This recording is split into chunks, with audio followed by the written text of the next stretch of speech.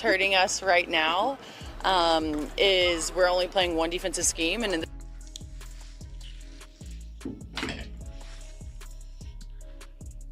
Take a moment to hear what a roster member just publicly acknowledged. That is Sophie Cunningham from the Indiana Fever, and she recently revealed to journalists that her squad utilizes just a single defensive strategy. 1. In a top-tier professional basketball league, the team-wide discussion that sparked this admission dragged on for nearly 2 hours, and the details that surfaced should deeply trouble every Fever supporter watching. we had a long meeting yesterday. It was a really good meeting, and so hopefully we've kind of turned the page and everyone is kind of on the same page now, and so hopefully Thursday you guys will notice that. Just what everyone's kind of feeling, where we need to be, what our identity is, offensively where we're struggling, defensively where is the breakdown, and so we literally, I think we were in there for like an hour and a half, almost 2 hours, and we peeled back all the layers, and so I think everyone's on a Let us look at how the situation unfolded. Following back-to-back defeats against Golden State and Portland, the Fever gathered for a Monday session that Cunningham noted began under the coaching staff's direction before transitioning into a player-led discussion. She mentioned the talk persisted for roughly 90 minutes to 2 hours, during which the roster attempted to re-establish its core foundation. When a franchise requires a 2-hour huddle just to rediscover its identity right in the middle of a competitive schedule, you are no longer looking at minor adjustments.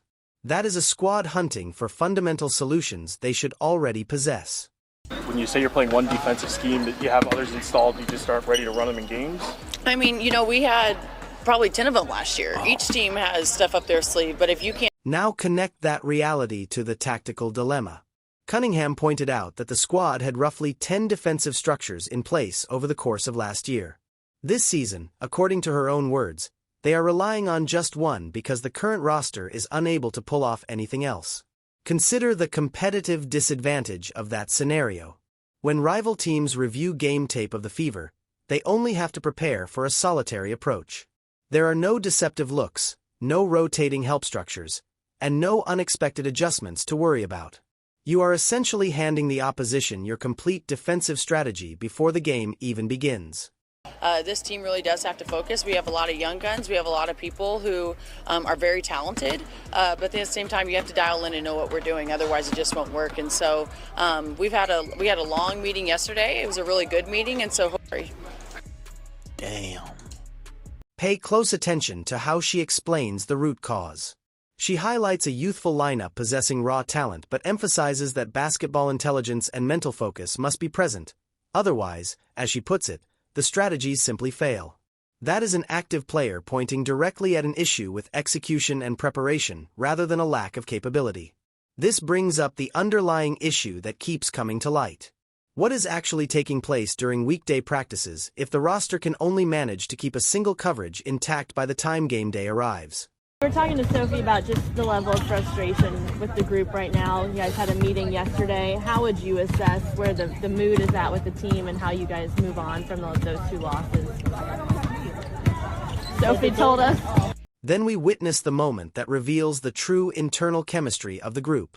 A media member questioned Kelsey Mitchell regarding the gathering, and the look of shock on her face was unmistakable. How did the journalists even find out about the private session?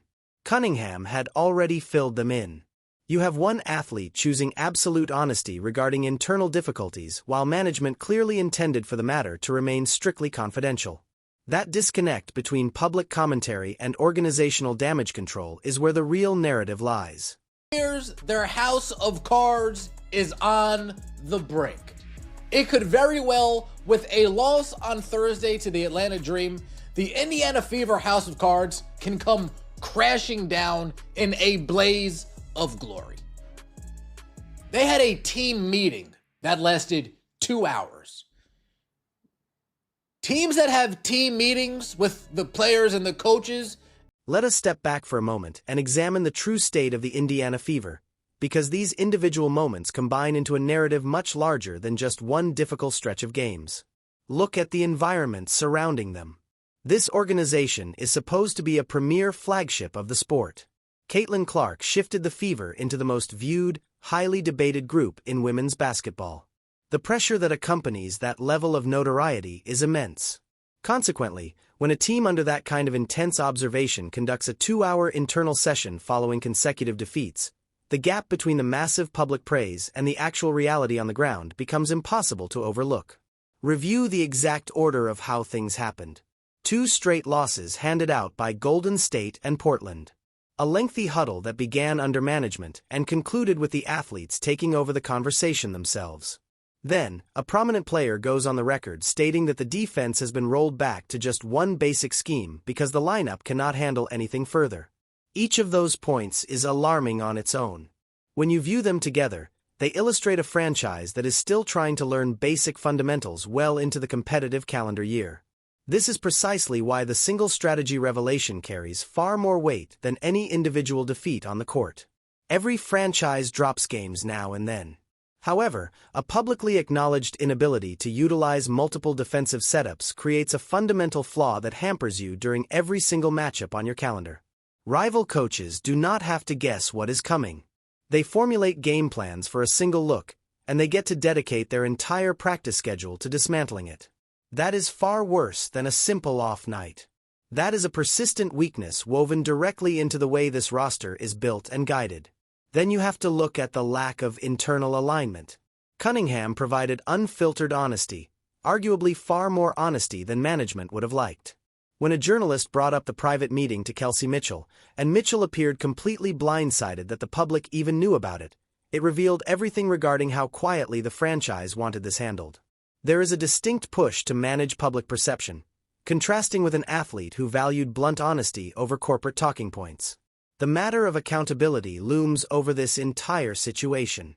If the lineup possesses genuine capability, as Cunningham firmly states, and yet can only manage to function within one defensive framework, who deserves the blame?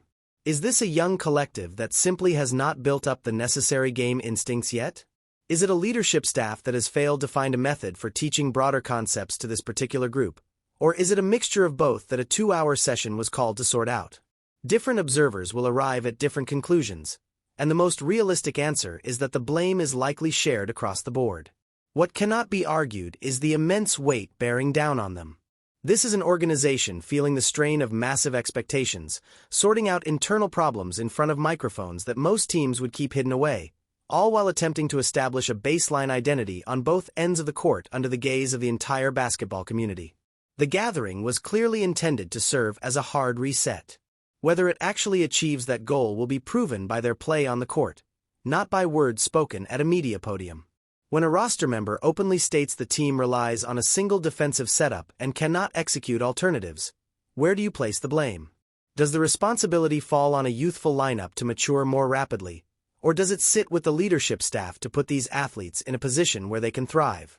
There is no neutral ground on this topic. Choose a perspective and share your thoughts with me in the comments section below. If you appreciate analytical breakdowns of this nature, make sure to hit the subscribe button so you can stay informed on what lies ahead for this franchise.